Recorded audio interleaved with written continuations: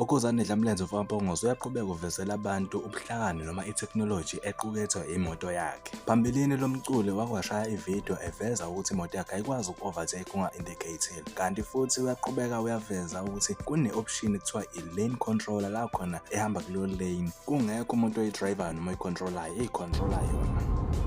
Uyabona nje awupress lutho kule moto, ine-lane controller iphume la elane, hamba uzofika la uyakhona. Yabona nje inelokhuzana iyayibrika mayibona imoto iyahamba uma ngabe imoto isisuka lapho. Yabona nje amajika la ngiyayihambela nje, angipresse lutho.